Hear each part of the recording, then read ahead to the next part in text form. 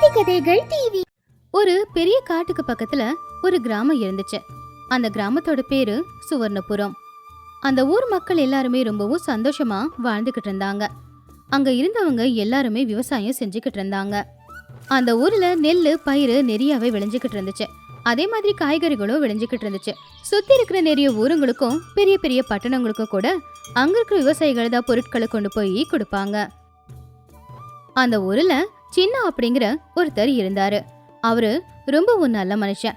அதே மாதிரி கஷ்டப்பட்டு உழைக்கிறவரு. இங்க பாரு மல்லிகா, நாம விளைய வச்ச பயிரெல்லாம் ரொம்ப தரமா இருந்துச்சாம். அதனால பட்டணத்துல நல்ல விலைக்கு வித்துச்சு. இந்த பணத்தை வச்சு உனக்கு வேணுங்கிறத வாங்கிக்கோ. அட, எனக்கு என்னங்க தேவைப்பட போகுது? எனக்கு எதுவும் வேண்டாங்க. நம்ம பிள்ளைங்களை மட்டும் நாம பட்டணத்துல படிக்க வைக்கலாம். அவங்க நல்லா படிச்சாதான் அவங்க வாழ்க்கையும் நல்லா இருக்குங்க. இந்த பணத்தை பிள்ளைங்க படிப்புக்காக பயன்படுத்த சொல்ற நல்ல விஷயம்தான். ஆனா அதுக்காக எதுக்கு அவங்க பட்டணத்துக்கு போனோம்? இங்கே தான் நல்ல பள்ளிக்கூடம் இருக்குல்ல. இங்க பள்ளிக்கூடம் இருக்கு, கல்லூரி தான் இல்ல. கல்லூரிக்கு போகிற வயசு வரும்போது அப்பா அவங்கள பட்டணத்துக்கு அனுப்பலாம். ஏங்க உங்களுக்கு பட்டணம் அப்படின்னாலே பிடிக்கல? பட்டணத்தை பத்தி எப்ப பேசினாலும் ஏன் அதை நீங்க தவிர்க்கிறீங்க? அட, எனக்கு ஏன் பட்டணத்தை பிடிக்காது? எனக்கு ஏன் ஊருனா ரொம்ப பிடிக்கும். என் நண்பர்கள் எல்லாம் இங்கேயே பிறந்து வளர்ந்து இருந்தாலும் பட்டணத்துக்கு போயிட்டாங்க. அவங்க அங்க சந்தோஷமா வாழ்றாங்க. ஆனா அவங்க அறிவை இந்த ஊருக்காக பயன்படுத்தி இருந்தா இங்கேயே விவசாயம் பண்ணிக்கிட்டு சொந்த பந்தங்களோட சேர்ந்து இங்கேயே சந்தோஷமா வாழ்ந்திருக்கலாம் இல்ல. ஆனா இப்ப அவங்க வர்றதே கிடையாது. அதனாலதான் எனக்கு பட்டணத்துக்கு போக விருப்பம் இல்ல அப்படின்னு சின்னா அவனுடைய பொண்டாட்டி கிட்ட சொன்னான். கொஞ்ச நேரத்துல சின்னாவோட 2 பிள்ளைங்களும் பள்ளிக்கூடத்துக்கு போயிட்டு வந்தாங்க. சின்னாவோட பொண்ணோட பேரு ரம்யா, புள்ளியோட பேரு ராஜு. அப்பா, எங்களுக்கு ரொம்ப கவலையா இருக்குப்பா. நாங்க இப்படியெல்லாம் ஆகும்னு நினைச்சு கூட பார்க்கல. அட, கவலைப்படாதக்கா. என்னைக்குமே எல்லாரும் ஒன்னா இருக்க முடியுமா? பிரிஞ்சுதான் போகணும். டேய், 2 பேரும் என்னடா பேசிக்கிட்டு இருக்கீங்க? யாரு பிரியறாங்க? எதுக்காக பிரியறாங்க? எதுவா இருந்தாலும் கொஞ்சம் தெளிவா சொல்லுங்கடா. என்னோட தோழி இருக்காளம்மா, அதாம்மா கல்பனா. கல்பனா படிக்கிறதுக்காக பட்டணத்துக்கு போக போறாளாமா. சின்ன வயசுல இருந்து நாங்க ஒன்னாதான் விளையாடுவோம், படிப்போம். இப்ப திடீர்னு அவ அங்க போறாளா? அதான் எனக்கு ரொம்ப கவலையா இருக்குமா. ஐயோ, கல்பனானா இந்த மாதவையாவோட பொண்ணு தானே? அப்படின்னா மாதவையா பட்டணத்துக்கு போறானா? என்னாச்சு இவனுக்கு? சரி, நான் போய் அவனை பார்த்து பட்டணத்துக்கு போக வேண்டான்னு சொல்றேன். அப்படி சின்ன மாதவையாவுடைய வீட்டுக்கு போனா. அப்ப அவங்க குடும்பத்தை சேர்ந்தவங்க எல்லாருமே பொருட்களை எடுத்து வச்சுக்கிட்டு இருந்தாங்க. என்ன சின்ன, இந்த பக்கம் உனக்கு விஷயம் தெரியாது இல்லையா? நான் பட்டணத்துக்கு போறேன். எனக்கு வேலை கிடைச்சிருக்கு. 20,000 ரூபாய் சம்பளம் கொடுக்கறாங்களாமா. அது மட்டும் இல்ல, அந்த ஃபேக்டரிக்காரங்களே நான் தங்குறதுக்கு வீடும் கொடுக்கறாங்க. அதனால தான் போறேன். என்ன மாதவையா இப்படி சொல்ற? நீ பட்டணத்துக்கு போனா உன் வயல் என்னாகிறது? அந்த வயல்ல தானே இத்தனை நாளா காய்கறி விளைய வச்சு அதை வித்து வாழ்ந்துகிட்டு இருந்த. அதையே செய்யலாமே. நீ என்ன வேணாலும் சொல்லுவ. உன்கிட்ட 2 ஏக்கர் பூமி இருக்கு. ஆனா என்கிட்ட 1/2 ஏக்கர் நிலம் கூட இல்ல. என்ன வேற காய்கறி வித்து பழைக்க சொல்ற. அதான் நான் பட்டணத்துக்கே போயிடலான்னு இருக்கேன். என் வயலு என்னாக போகுது சின்னா? இங்க தானே அப்படியே இருக்க போகுது. மாதவையா அவனுடைய குடும்பத்தோட சேர்ந்து பட்டணத்துக்கு போயிட்டான். அதை நினைச்சு சின்ன ரொம்ப வருத்தப்பட்டான். அடுத்த நாள் காலையில சின்ன அவனுடைய வயல்ல வேலை செஞ்சுக்கிட்டு இருக்கும்போது அவனுடைய வயலுக்கு ரங்கையா ஓடி வந்தான். ரங்கையா சின்னாவுக்கு நல்ல நண்பன். இங்க பாரு சின்னா, நான் என் வயலை விற்கலான்னு இருக்கேன். வயலை வாங்குறதுக்கு யாருன்னா ஆள் இருந்தா சொல்லு. எனக்கு உடனே பணம் தேவைப்படுது. என்னது, வயலை விற்க போறியா? வயலை வித்துட்டு இந்த ஊர்ல எப்படி இருக்க முடியும்? இந்த ஊர்ல யாரு வாழ்வாங்க? நான் பட்டணத்துக்கு போலான்னு இருக்கேன். வயல் வித்து வர்ற பணத்துல அங்கேயே பெரிய வீடு வாங்கிக்கிறேன். என்னமோ நீயும் இப்படியே பண்றிய ரங்கையா? நல்லா இருக்கா? சரி, என் கேள்விக்கு பதில் சொல்லு. இங்க இருக்கிற வயலை வித்தா லட்சக்கணக்கில் பணம் கிடைக்குமா? அந்த பணத்துல அங்க போய் எவ்வளோ பெரிய வீடு வாங்க போற? பட்டணத்துல இடத்தோட விலைலாம் ரொம்ப அதிகம்ப்பா. வயலை வித்து வர்ற பணத்துல அங்க ஒரு சின்ன வீடு தான் வாங்க முடியும். அப்படின்னா நீ தங்கத்தை வித்துட்டு எங்கேயோ போய் இரும்பு வாங்க போறேன்னு தானே அர்த்தம்? என் பேச்ச கேளு ரங்கையா. பேசாம இங்கேயே இருந்து விவசாயம் பண்ணு. ஒரு நாள் நிச்சயமா நீ பணக்காரன் ஆயிடுவ. இதெல்லாம் பேச்சுக்கு நல்லா இருக்கும், ஆனா நடைமுறைக்கு ஒத்து வராது. உன்னை விட நல்ல ஆளை இந்த ஊர்ல நான் பார்த்ததில்ல. உனக்கு என்னோட வயலை நான் கொடுக்குறேன். பார்த்து எதனா பணத்தை கொடுத்துடு. அப்படின்னு ரங்கையா அவனுடைய வயலை சின்னாவுக்கே வித்தான். சின்னாவும் அதுக்கான பணத்தை ரங்கையாவுக்கு கொடுத்துட்டான். அதுக்கப்புறம் ரங்கையா அந்த பணத்தை எடுத்துக்கிட்டு பட்டணத்துக்கு வாழ போயிட்டான். இப்படி ஒவ்வொருத்தங்களா கிராமத்தை விட்டு பட்டணத்துக்கு போயிட்டாங்க. எல்லாருமே பட்டணத்துக்கு போறாங்க. ஒரு காலத்துல எல்லாரும் இங்க விவசாயம் பண்ணிக்கிட்டு இருந்தோம். ஆனா இப்ப அவங்க வயலெல்லாம் வறண்டு போய் கிடக்குது. அவங்க வயலெல்லாம் வறண்டு போறத பார்க்கும்போது எனக்கு ரொம்ப கவலையா இருக்கு. நீங்க கவலைப்படுறதுனால எதுவுமே மாற போறது இல்லைங்க. பாருங்க, இன்னொரு குடும்பமும் ஊரை விட்டு போய்கிட்டு இருக்காங்க. அவங்க எல்லாரும் பட்டணத்துக்கு போனா நல்லா வாழலாம் அப்படின்னு நினைக்கிறாங்க. அது அவங்க விருப்பம். அதை நம்மளால தடுக்க முடியாது. அவங்கள அப்படியே விட்டுருங்க. உண்மைதான். நானும் அவங்க எண்ணத்தை பத்தியும் அவங்க விருப்பத்தை பத்தியும் குறை சொல்லல. ஆனா வயலெல்லாம் வறண்டு போறத பார்க்கும்போது கவலையா இருக்கு. விவசாயம் பண்ணாம கிடக்கிற வயலை பார்க்கும்போது எனக்கு கவலையா இருக்கு. அப்படின்னா ஒண்ணு பண்ணலாங்க. ஊர்ல இருக்கிற அத்தனை பேரும் நமக்கு நண்பர்கள் தானே. அவங்க கிட்ட இருக்கிற பூமியில நாம விவசாயம் செய்யலாம். அவங்களுக்கு மாசம் மாசம் ஏதாவது கொஞ்சம் பணத்தை கொடுத்துடலாம். விவசாயம் செஞ்சா பூமி வறண்டு போகாதுல்ல. அப்படி மல்லிகா சின்னா கிட்ட சொன்னா. சின்னாவும் அதுக்கு சரி அப்படின்னு சொன்னா. சில பேர் ஊருக்கு போகும்போது சின்னாவுக்கே அவனுடைய வயலை வித்துட்டு போய்கிட்டு இருந்தாங்க. அப்புறம் சின்னா இன்னும் சில பேர்கிட்ட இருக்கிற பூமிய குத்தகைக்கு வாங்கி விவசாயம் செஞ்சுக்கிட்டு இருந்தான். வர வருமானத்துல கொஞ்சம் பகுதிய முதலாளிகளுக்கு கொடுத்துருவான். இப்படியே சில நாட்களும் போய்கிட்டு இருந்துச்சு. சின்னா கிராமத்துல ரொம்ப சந்தோஷமா வாழ்ந்துகிட்டு இருந்தான். இன்னொரு பக்கம் பட்டணத்துக்கு போன மாதவையா ரங்கையா கூட அவங்க குடும்பத்தோட சந்தோஷமா தான் வாழ்ந்துகிட்டு இருந்தாங்க. இப்படியே பல வருஷங்களும் ஓடி போச்சு. மாதவையா ரங்கையா 2 பேருக்குமே அவங்க ஆரோக்கியம் கெட்டு போச்சு. ஒரு நாள் மாதவையா ரங்கையா 2 பேரும் உட்காந்து இப்படி பேசிக்கிட்டு இருந்தாங்க. என் ஆரோக்கியம் முழுசா கெட்டு போச்சுடா. ரொம்ப நாளைக்கு இருக்க மாட்டேன்னு வைத்தியர் சொல்லிட்டாரு. வைத்தியர் என்கிட்ட நேரா சொல்லல. ஆனா எனக்கே தெரியுது, நானும் ரொம்ப நாளைக்கு வாழ போறது கிடையாது. சாகிறதுக்கு முன்னாடி கிராமத்துக்கு ஒரு தடவை போகணும் போல இருக்கு. ஆமாண்டா, எனக்கும் அப்படிதான் தோணிக்கிட்டே இருக்கு. அப்படி ரங்கையா மாதவையா 2 பேரும் அவங்க கிராமத்துக்கு போனாங்க. மாசடைஞ்ச காத்து, கலப்படமான உணவு, இதனால தான் என் உடம்பு கெட்டு போச்சுன்னு வைத்தியர் சொன்னாருடா. குனிஞ்சு நிமிந்து எந்த வேலையும் செய்யாம இருந்ததால தான் என் உடம்பு கெட்டு போச்சான். அது மட்டுமா, சாப்பாடு கூட இங்க சரி கிடையாது.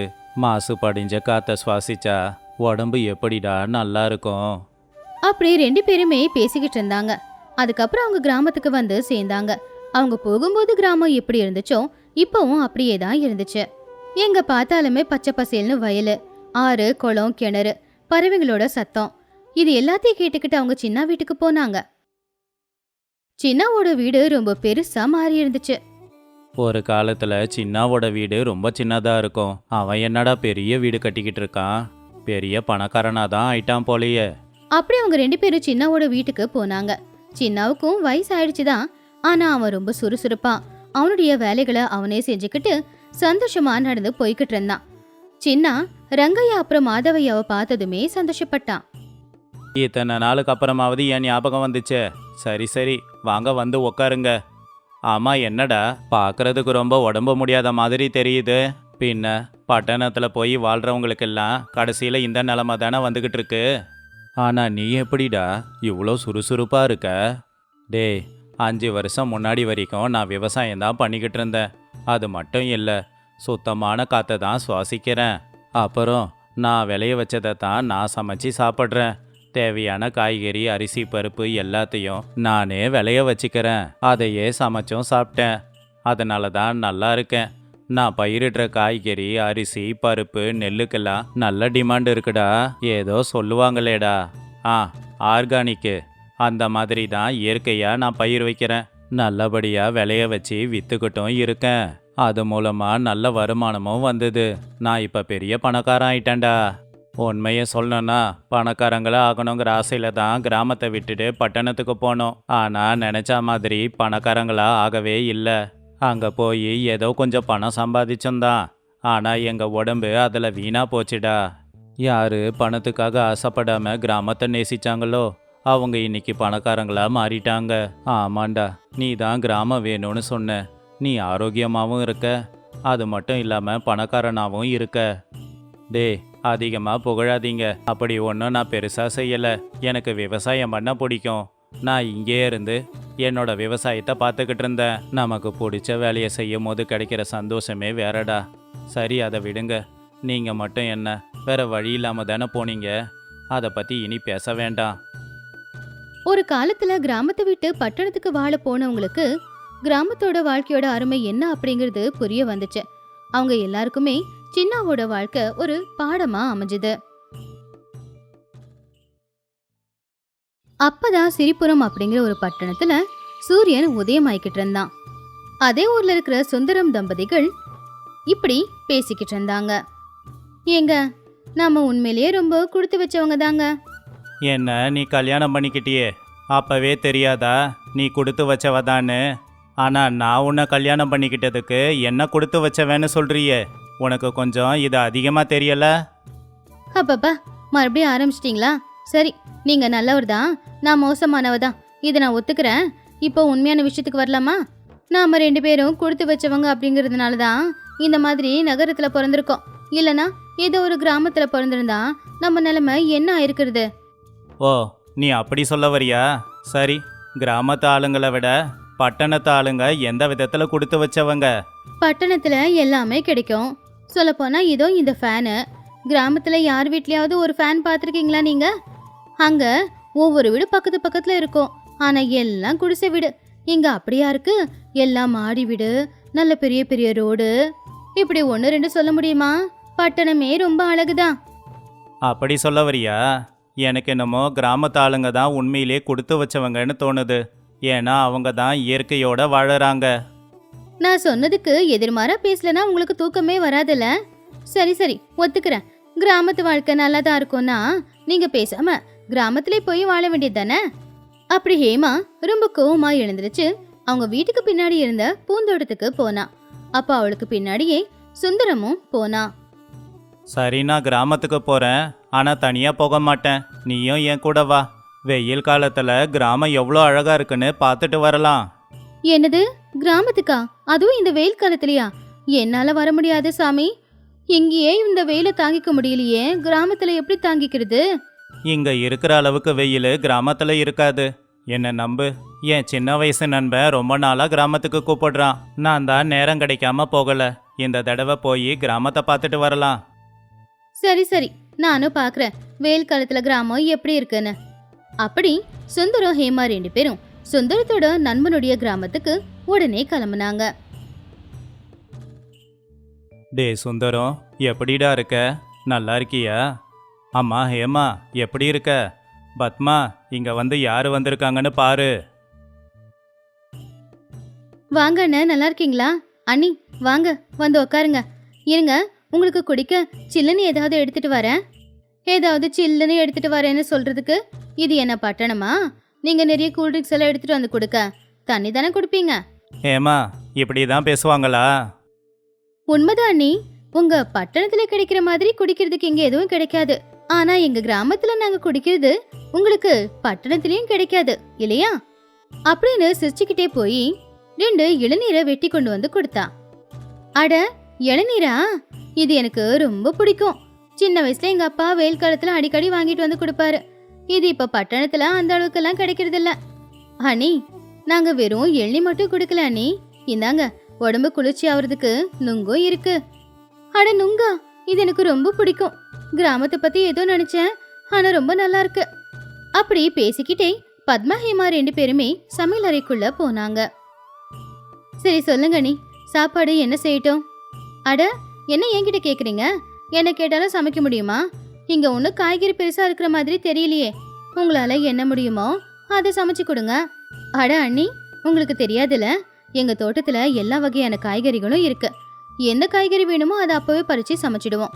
மிச்சம் இருக்கிற காய்கறிகளை அக்கத்து பக்கத்து வீட்டுல கொடுத்துருவோம் அப்படின்னு சொல்லி பத்மா ஹேமாவை காய்கறி செடிங்க இருக்கிற இடத்துக்கு கூட்டிட்டு போனா. என்ன நீ இது, இவ்வளோ பெரிய இடத்துல காய்கறி வளர்த்துக்கிட்டு இருக்கீங்க? வீடு ரொம்ப சின்ன வீடா இருக்கு, ஆனா காய்கறி வளர்க்கறதுக்கு இவ்வளோ பெரிய இடத்த விட்டு வச்சிருக்கீங்க. இவ்வளோ காய்கறிகளை பார்த்து என்ன குழம்பு வைக்கிறதுன்னு எனக்கு தெரியலையே. சரிங்க அண்ணி, நான் எல்லா காயும் சேர்த்து குழம்பு வைக்கிறேன். சாப்பிட்றதுக்கு ரொம்ப நல்லா இருக்கும். எல்லா காய்கறியும் போட்டு செய்வீங்களா? அதுவா, எல்லா காய்கறிகளையும் அழகா வெட்டி ஒரு தாளிப்பு கொடுத்து அதுல தயிரை ஊத்தி சாப்பிடுவோம். இது எங்க ஊர்ல எல்லாருக்குமே ரொம்ப பிடிக்கும். சொந்தக்காரங்க யாராவது வந்தா நான் இதைத்தான் செஞ்சு கொடுப்பேன். இது வெயில் காலம் இல்லையா, வெயில் காலத்துல இந்த குழம்பு சாப்பிட்றதுனால உடம்புக்கு ரொம்ப குளிர்ச்சி. அப்படி அந்த 4 பேரும் சந்தோஷமா உட்காந்து சாப்பிட்டாங்க. சாயந்தர நேரமும் ஆச்சு. அண்ணி, நான் நம்ம ஊரு ஆத்தங்கரை கிட்ட போறேன். அங்க ஈச்ச மரம் இருக்கு. சாயந்தர நேரம்ல ஈச்சம்பழம் எல்லாம் கீழே விழுந்திருக்கும். நான் அதை எடுத்துட்டு வந்து சாப்பிட போறேன். ஈச்சப்பழம்னா என்ன? ஈச்சம்பழம்னா என்னன்னு தெரியாதா? சரி சரி, அது சொன்னா புரியாது, நேர்ல காட்டுறேன் வாங்க அப்படின்னு பத்மா ஹேமாவ அந்த ஊர் ஆத்தங்கரை கிட்ட கூட்டிட்டு போனா. இந்தாங்க அண்ணி, இததான் ஈச்சம்பழம்னு சொல்லுவாங்க. ஆத்து தண்ணியில கழுவி இதை சாப்பிட வேண்டியதுதான் அப்படின்னு சொல்லி அந்த ஆத்துக்குள்ள கொண்டு போய் அந்த ஈச்சம்பழத்தை கழுவி அத பத்மா ஹேமா கிட்ட கொடுத்தா. இந்தாங்க அண்ணி, குளிர்காலத்துல இந்த குளத்துல தாமரைப்பூ நிறைய பூக்கும். வெயில் காலத்துல தாமரைப்பூவோட இதழெல்லாம் விழுந்து போயிடும். நடுவுல தெரியுதே இந்த காய் மாதிரி, இது சாப்பிடலாம். இது உடம்புக்கு ரொம்ப நல்லது, ரொம்ப சுவையாவும் இருக்கும். நீங்க இதை சாப்பிட்டு பாக்குறீங்களா? ஆமா ஆமா அண்ணி, இதை நாங்க அங்க பணம் கொடுத்து வாங்கிக்கிட்டு இருக்கோம். பசங்க லீவுன்னு எங்க அம்மா வீட்டுக்கு போயிருக்காங்க. பேசாம அவங்களும் இங்க கூட்டிட்டு வந்திருக்கலாம். அவங்களும் இங்க ரொம்ப சந்தோஷமா இருந்திருப்பாங்க. வெயில் காலத்துல சாயந்தர நேரம் இங்க ரொம்ப சில்லுன்னு இருக்கும். அதுவும் நம்ம ஆத்தங்கரையில இருக்கோமா, ரொம்ப குளிர் எடுக்கும் பாருங்க. கொஞ்ச நேரம் நம்ம மீன் பிடிக்கலாமா? எனக்கு மீன் பிடிக்க வராதே, நான் கத்து கொடுக்கறேன். அப்படி 2 பேரும் கொஞ்ச நேரம் மீன் பிடிச்சாங்க. ராத்திரி நேரம் பிடிச்ச மீனை சமைச்சு எல்லாரும் சாப்பிட்டு முடிச்சாங்க. அதுக்கப்புறமா வெளியில கைத்துக்கட்டல் போட்டு வந்து உக்காந்தாங்க. ஆமா அண்ணி, பட்டணத்துல காலையிலேருந்து ராத்திரி வரைக்கும் ஃபேன் போட்டுக்கிட்டு உக்காந்தாலும் எனக்கு வேர்த்து ஊத்திக்கிட்டே இருக்கும். அவ்வளோ அனலா இருக்கும். ஆனா இந்த கிராமத்துல என்ன, ஃபேன் இல்ல, ஆனா கொஞ்சம் கூட எனக்கு வேர்க்கவே இல்லை. உங்க பட்டணத்துல ஜனத்தொகை அதிகம், மரம் ரொம்ப கம்மி. அதுவே கிராமத்துல பாரு, ஜனத்துக்கு கம்மி, ஆனா இங்க மரங்கள் நிறைய இருக்கு. மரங்கள் நிறைய இருந்தா நல்ல காத்து வீசும்ல. மரங்கள் அதிகமா இருக்கிறதுனால காத்து வீசுது. அதனாலதான் உங்களுக்கு அனலா இல்ல. ஆமா அண்ணி, இந்த வெயில் காலத்துல இந்த கிராமத்திலேயே ரொம்ப சந்தோஷமா தான் இருக்கு. நல்ல வழியா இங்க வந்து பல விதமான பழங்களையும் நான் சாப்பிட்டிருக்கேன். ₹1 கூட செலவு பண்ணாம பழம் கிடைக்குது. ₹1 கூட செலவு பண்ணாம சமையலுக்கு தேவையான எல்லா காய்கறியும் இங்கே கிடைக்குது. உங்க அண்ணன் பட்டணத்தை விட கிராமம் தான் நல்லா இருக்குன்னு சொன்னப்போ இல்லவே இல்லைன்னு சொன்னேன். ஆனா இங்க வந்ததுக்கு அப்புறம் தான் அவர் சொன்னது உண்மை அப்படின்னு தெரியுது. கடைசியில அவர்கிட்ட நான் தோத்துதான் போயிட்டேன். என்ன அண்ணிய நாத்தனாரும் ஏதோ பேசிக்கிட்டு இருக்கீங்க போல. உங்ககிட்ட வச்ச போட்டியில நான் தோத்துட்டேன் அப்படின்னு சொல்லிக்கிட்டு இருக்கேன். பின்ன கிராமத்தை பத்தி என்ன நினைச்சம்மா? இந்த கிராமத்தை பார்த்தே இவ்வளோ சந்தோஷப்படுறியே. இதை விட சின்ன கிராமம் என்னோட அத்தை கிராமம். அங்க எல்லாமே பழைய பழக்க வழக்கம்தான். எல்லாரும் ஒன்னா சேர்ந்து தான் பூஜை பண்ணுவாங்க, பண்டிகை கொண்டாடுவாங்க. அதை பார்க்க ரொம்ப அழகா இருக்கும்மா. ஆமா நீ, இன்னும் 1 மாசம் இங்க தங்குங்க. நான் எங்க அம்மாவோட ஊருக்கும் கூட்டிட்டு போறேன். எப்படி பசங்களும் அம்மா வீட்டுல தான் இருக்காங்க. அவங்கள நீங்க பார்த்த மாதிரி இருக்கும்ல? இல்ல இல்ல அண்ணி, என் பசங்களையும் நான் பார்க்கணும்ல. என் பசங்களை எங்க அம்மா வீட்டுக்கெல்லாம் அனுப்பி விட்டுருக்கேன். நானும் அம்மாவோட வீட்டுக்கு போய் ரொம்ப நாளாச்சு. அங்க போய் கொஞ்ச நாள் தங்கி அப்புறம் எங்க அத்தை வீட்டுக்கு வேற போகணும். அதுக்குள்ள வெயில் காலமே முடிஞ்சு போயிடும். நீங்களும் ஒரு தடவை பட்டணத்துக்கு வரணும். வரும்போது குழந்தைங்களையும் கூட்டிட்டு வாங்க. கிராம அளவுக்கு இல்லைனாலும் எங்களால முடிஞ்ச அளவுக்கு உங்களை பார்த்துக்கிறோம். அப்படி ஒரு 10 நாள் வரைக்கும் ஹேமா சுந்தரம் 2 பேருமே கிராமத்திலே இருந்தாங்க. வெயில் காலத்துல அந்த கிராமத்தோட அழக அவங்க ரசிச்சாங்க. கிராமம் எவ்வளவு அழகா இருக்கும் அப்படிங்கறத ஹேமாவும் புரிஞ்சுக்கிட்டா. இந்த கோடை விடுமுறையில நீங்க எத்தனை பேர் கிராமத்துக்கு போக போறீங்க? எத்தனை பேரோட தாத்தா பாட்டி இன்னும் கிராமத்துல இருக்காங்க அப்படிங்கறத கமெண்ட்ஸ்ல வந்து சொல்லுங்க. ஒரு காலத்துல ஒரு ஊர்ல சீனுவோட குடும்பம் இருந்துச்சு. சீனுவோட பொண்டாட்டி பேரு தேவி, பொண்ணோட பேரு ஷியாமலா. அப்படியே சீனுவோட அம்மா லக்ஷ்மி கூட இருந்தாங்க. டே சீனு, ராத்திரி எவ்வளவு நேரம்டா ஆச்சு? நீ வீட்டுக்கு வரும்போது ஞாபகம் இல்லம்மா. ஏன் ஞாபகம் இருக்க போது? வீட்டுல ஒரு பொண்ணு இருக்காளே, அதாவது உனக்கு ஞாபகத்துல இருக்கா? ஆனா தினமும் குடிக்கிறதுக்கு மட்டும் நீ மறந்ததே கிடையாதுல்ல? என் பொண்ணு என் தங்கம்மா. அவளை நான் எப்படி மறப்பேன் சொல்லு? பெரிய தங்கம். கூப்பிடாத தங்கம்னு கூப்பிடுறீங்க. அவளுக்கு போட்டுக்க வீட்டுல கொஞ்சம் தங்கமாவது இருக்கா? பொம்பளை பொண்ணுங்க நாளைக்கு கல்யாணம் பண்ணி வைக்க வேண்டாமா? அவளுக்காக ஏதாவது சேர்த்து வைக்கணும்னு யோசனை இருக்கா உங்களுக்கு? மெதுவா சேர்த்து வைக்க ஆரம்பிக்கிறேன். அவ இன்னும் சின்ன பொண்ணு தானே. டேய், உனக்கு கொஞ்சம் கூட பொறுப்பே இல்லடா. பாவம் என் மருமக 4 வீட்டுக்கு போய் 10 பாத்திரம் தேய்ச்சி பணம் சம்பாதிச்சுட்டு வரா. ஆனா நீ சம்பாதிக்கிற பணம் குடிக்கிறதுக்கே சரியா இருக்கு. இன்னும் கூட வீட்டை பத்தி யோசிக்கலனா எப்படிடா? சரி, குடிக்கிறத விட்டுடுறேம்மா, கொஞ்ச நாள் கொடு. அப்படின்னு சொல்லி சீனு வேலைக்கு கிளம்பிட்டான். அவன் வயல்ல இறங்கி வேலை பார்த்துக்கிட்டு இருக்கும்போது அந்த பக்கமா நடந்து வந்த 2 ஆட்கள், பீமையா ராமையா, 2 பேரும் சீனுவை பார்த்து, என்ன சீனு, ஒழுங்கா வேலை பார்க்குற போலியே. என்ன புதுசாக கேள்வி கேட்குற? வேலை செய்யாமல் என்ன பண்ண போகிறேன்? பண்ணு பண்ணு, எப்பவும் வேலை செய்யாமல் புதுசாக செய்கிறியே, அதான் கேட்டேன். சில சூழ்நிலைகளில் நம்ம மாறித்தான் ஆகணும், வேற வழி இல்லை. அப்படி ராமையா பீமையா 2 பேரும் அங்கிருந்து போயிட்டாங்க. என்னடா அவன்கிட்ட அப்படி பேசிட்டு வர? அவன் கவலைப்பட மாட்டானா? அவன் ரொம்ப நல்லவன்டா, ரொம்ப புத்திசாலியும் கூட. நம்ம ஊர்லேயே பெரிய படிப்பு படிச்சிருக்கானா அது அவன் மட்டும்தான். படிச்சிருக்கான்னு சொல்கிற, அப்புறம் எதுக்கு வயலில் இறங்கி வேலை பார்க்குறான்? சில வருஷங்களுக்கு முன்னாடி இவங்க தான் நம்ம ஊர்லேயே பணக்காரங்க. இவனும் நல்லா தான் படிச்சுக்கிட்டு இருந்தான்.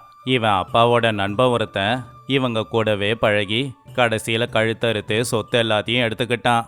அதை தாங்கிக்க முடியாமல் அவங்க அப்பா நெஞ்சு வலி வந்து செத்து போயிட்டாரு. அதுக்கப்புறம் இவன் படிப்பை நிப்பாட்டிட்டு குடிப்பழக்கத்துக்கு அடிமையாகி இப்படி ஆயிட்டான். அட கடவுளே, இனி இவன் மாற மாட்டானா?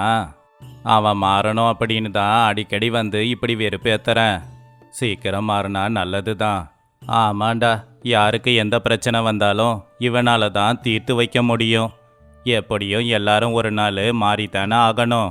அப்படி இவனும் ஒரு நாள் மாறுவான்னு நம்பிக்கிட்டு இருக்கோம். ஆனால் எப்படி மாத்துறதுன்னு தான் யாருக்கும் தெரியல.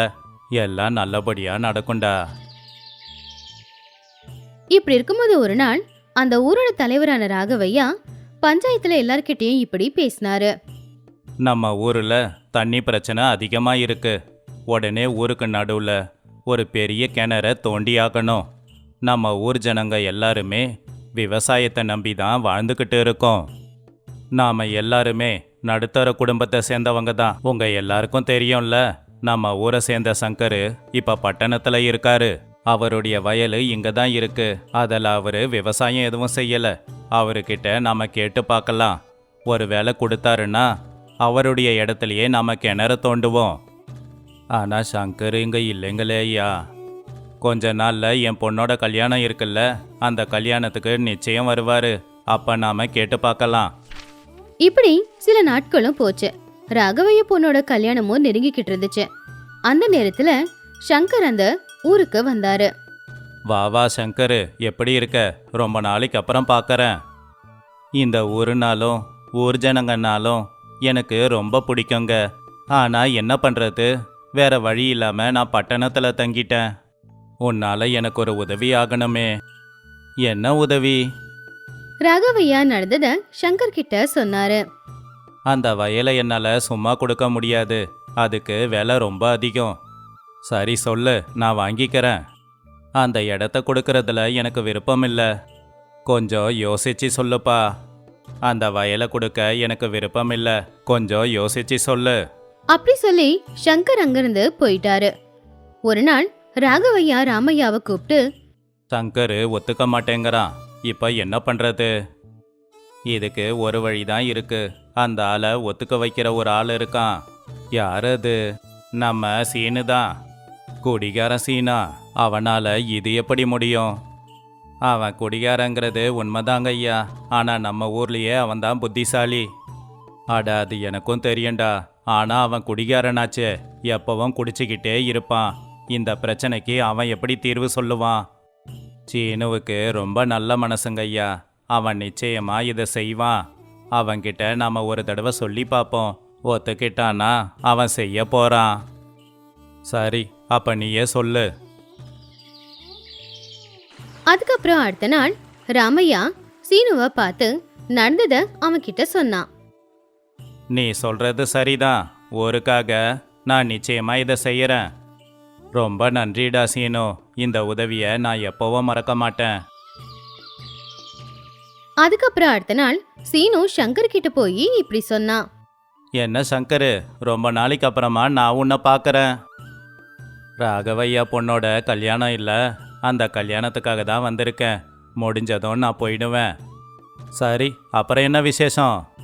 அப்போ சங்கர் ராகவையா சொன்னத சீனு கிட்ட சொன்னான். பாத்தியா, இவங்க கிணறு தோன்றதுக்கு என்னோட இடத்த கேட்குறாங்க. இவங்க கிணறு தோண்ட நான் எதுக்காக என் இடத்த கொடுக்கணும்? ஆமாம் ஆமாம், நீ ஒத்துக்காத. இந்த ஊரை சேர்ந்தவங்க எல்லாருமே சுயநலவாதிங்க. நீ ஒருத்தன் தாண்டா என் பக்கத்துல இருந்து யோசிக்கிற. சரி சரி, ரொம்ப நாளைக்கு அப்புறமா பார்த்துருக்கோம். இன்னைக்கு நம்ம ஒன்றா சேர்ந்து குடிக்கலாமா? ராத்திரி என் வீட்டுக்கு வந்துடு. அப்படி சீனு அன்னைக்கு ராத்திரி சங்கரோட வீட்டுக்கு போனான். ஏதாவது சொல்லுடா. ஒரு கதை சொல்கிறேன், கேட்குறியா? சொல்லு. ஒரு ஊரில் உன்ன மாதிரி ஒரு பெரிய பணக்காரன் இருந்தான். அப்படி சீனு ஒரு கதை சொல்ல ஆரம்பிச்சான். சங்கர் குடிபோதையில இருந்தாலும் கூட அந்த கதைய கவனமா கேட்டான்.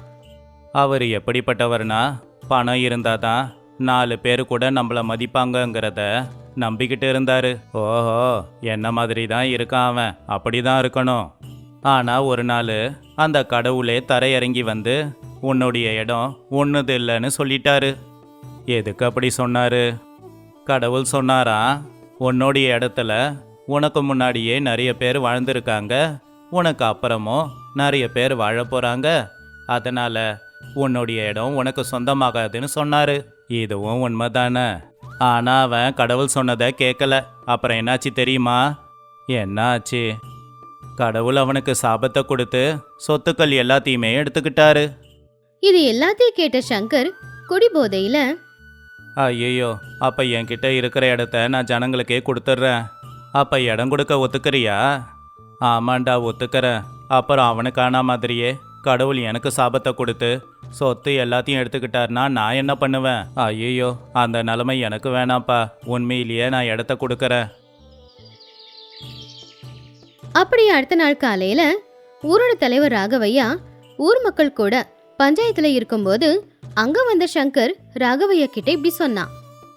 நான் என்னுடைய பூமியை ஊர் ஜனங்களுக்காக கொடுக்கறேன், நீங்க கிணறு தோண்டிக்கோங்க. அப்படி சங்கர் சொன்னதை கேட்டு ஊஜனுங்க எல்லாருமே சந்தோஷமா கைத்தட்ட ஆரம்பிச்சாங்க. என் இடத்த ஊருக்காக கொடுக்கறதுல எனக்கு எந்த கஷ்டமும் இல்லை. அதனால நீங்க தைரியமா அங்க கிணறு தோண்டிக்கோங்க. ஊருக்காக ஒரு நல்ல காரியம் பண்றேன்னு எனக்கு சந்தோஷமா தான் இருக்கு. அப்போ ராகவையா ஒரு நாள் சீனுவை வீட்டுக்கு வர சொல்லி இப்படி சொன்னாரு. என்னங்க ஐயா, வர சொன்னீங்களாமே. நீ அந்த சங்கரை ஒத்துக்க வச்சு நல்ல வேலை பண்ணியிருக்க. ஊர் ஜனங்க சார்பா உனக்கு நன்றி சொல்லத்தான் வர சொன்னேன். நான் என்னங்க ஐயா பண்ணிட்டேன்? உனக்கு நிறைய அறிவு இருக்கு, அதை நல்ல வழியில் பயன்படுத்து. மறுபடியும் அரசாங்க வேலையில் சேரு. பழசு எல்லாத்தையும் மறந்துடு. உன்னுடைய அறிவை நல்ல வழியில் பயன்படுத்து. உன்னை நம்பி தானே உன் குடும்பம் இருக்கு, உன் பொண்ணும் இருக்கால்ல. நீ மாறுனா உங்க அம்மா சந்தோஷப்படுவாங்க. நீ வாழ்நாள் முழுக்க சந்தோஷமாக இருந்தீன்னா அதை விட உங்க அம்மாவுக்கு என்ன வேணும்?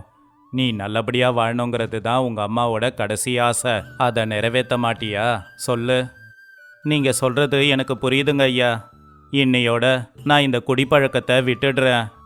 நல்லபடியாக மறுபடியும் அரசாங்க வேலைக்கு போய் என் குடும்பத்தை நல்லபடியாக பார்த்துக்கிறேன். இந்த கதையில இருக்கிற நீதி என்னன்னா, அறிவு இருந்தா எப்பேற்பட்ட பிரச்சனையை கூட நம்மளால தீர்த்து வைக்க முடியும். குடிப்பழக்கம் அதிகமாச்சுன்னா அது நம்மள தவறான வழியில கொண்டு போகும். எப்பவுமே அறிவை சரியான வழியில தான் பயன்படுத்தணும். நமக்கு என்ன தேவைன்னு தெரிஞ்சுக்கிட்டு அதுக்கு ஏத்த மாதிரி நம்ம வேலை செஞ்சாதான் நமக்கு வெற்றி கிடைக்கும். சரியான வழியில போறவங்கள தான் உலகம் மதிக்கும். தப்பான வழியில போறவங்கள எப்பவுமே உலகம் மதிக்காது. ஒரு காலத்துல ஒரு ஊர்ல ராமையாவோட குடும்பம் இருந்துச்சு. ராமையாவோட பொண்டாட்டி பேரு தேவி, புள்ளியோட பேரு சேகர். ராமையா அவனுக்கு இருக்கிற வயல்ல விவசாயம் செஞ்சு குடும்பத்தை பாத்துக்கிட்டு இருந்தான். எங்க போயிருக்கான் இவன்? ஏதோ வேலை விஷயமா பட்டணத்துக்கு போகணும்னு சொன்னான், போயிருக்காங்க. அவனுக்கு வேற வேலை வெட்டி இல்லை, வாழ்க்கையில் உருப்படணும்னு எண்ணம் இருக்கா இல்லையா? அவன் வாழ்க்கையில் உருப்பிட்டா தானே ஏதாவது ஒரு பொண்ணை பார்த்து கட்டி வைக்க முடியும். உருப்படாதவனுக்கு யார் பொண்ணு கொடுப்பாங்க? நீயே சொல்லு. எதுக்குப்பா கல்யாணம்? அதான் நான் உங்களை பார்த்துக்கிறேனே, அது போதாதா? அப்பா கோவத்துல ஏதோ 4 வார்த்தை சொல்லுவாருடா, அதுக்கு நீ பதில் கொடுத்துக்கிட்டு இருக்கணுமா? அப்படி இல்லைம்மா, என் வாழ்க்கை மேலே எனக்கு அக்கறை இல்லையா? நானும் முயற்சி பண்ணிக்கிட்டு தானே இருக்கேன். ஏதாவது வியாபாரம் ஆரம்பிக்கலான்னு இருக்கேன். நல்லா படித்து நல்ல வேலைக்கு போன்னு நான் கத்திக்கிட்டே இருந்தேனே, என்னைக்காவது அதை நீ மதிச்சிருக்கியா? ஒழுங்கா படிச்சிருந்தா இந்த வியாபாரமெல்லாம் எதுக்கு உனக்கு? சும்மா இருங்கப்பா, எல்லாரும் ஒரே மாதிரி இருக்கணுமா என்ன? எனக்கு வியாபாரம் பண்ணணும்னு தான் ஆசை. எனக்கு உன் மேலே நம்பிக்கை இல்லடா. என்ன வியாபாரம் பண்ணுறியோ பண்ணிக்கப்போ.